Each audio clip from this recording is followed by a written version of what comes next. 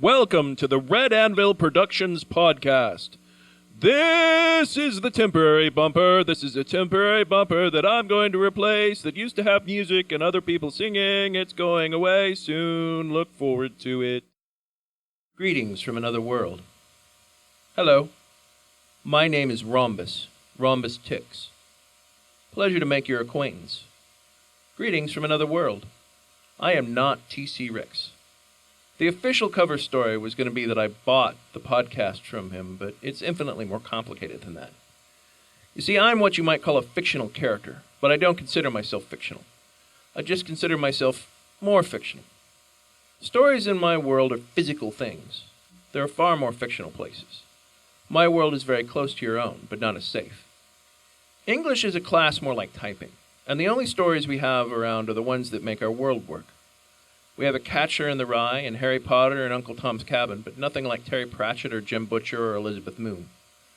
Don't worry, Tom is still around, just the part of him that died isn't there anymore. It's a sad, complicated story, and I will tell it to you in a bit, but it involves a bridge and a changeling. But I thought I'd introduce myself to you first and say hello. Hello, I hope we can get to know one another. The Bridge and the Bayou.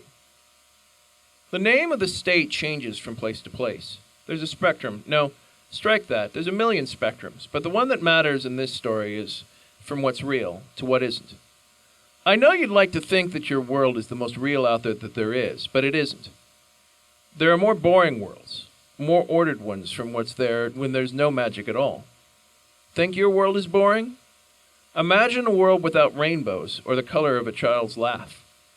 There are worlds where that illusion you can tell yourself that there's a hidden power behind your life guiding you to your destiny simply doesn't even have that much room. T.C. Ricks was born in your world, but he didn't stay there. He was kidnapped at the age of 8 and taken after stumbling into a bridge, the famous bridge in the bayou. In my world, like I said, stories are real things that most folks don't acknowledge are real, but everyone knows are. Your world is an awesome place because you're safe. What supernatural things there are hide in the shadows because they have to. It helps you to have more wonder and appreciation for stories than you ever could if something came out and ate you with scales and fangs and claws that didn't appear on National Geographic. I know you disagree, but I've lived in both worlds. Some of you can claim that, but most can't. To travel to another world, you have to have a way to get there. Some are physical, like a portal or a sled or a closet or a blue box. Most are mental. Astral projection is a time-honored method of moving from one world to another. Hell, it happens every time you open a book. What? You thought books were safe? Of course they're not safe. Every time you open one, part of you goes to another place, and part of that place comes back with you. But there are almost no physical portals in your world. T.C. stumbled into one by accident. There he was in Wonder Bread Land. That's the best name for it. A very ordered place that seems mystical but isn't. Everything is so safe, predetermined and ordered that you wouldn't know real magic if it went up and bit you in the face. T.C. got out, which is good for him, but it left him a little funny in the head. Dreams are important things, a part of your soul. You have multiple parts, but different dead parts do different things to different people. Some people lose their hearts. They have no kindness in them. At least in their kin, and really that's just a kind of self-interest. True empathy requires heart, and some folks have none. Dead dreams are truly sad. You can see a kind of shuffling that goes on in their lives, but there's only so much a broken heart a person can take. The bridge is kind of like one of your mystery spots, well known and the most obvious proof that anyone not an idiot there has a physical ways out of the world. It pulls back and forth like the tides in the moon. Sometimes, when the stars are just right, it shoots straight on past your world and into Wonder Bread Land.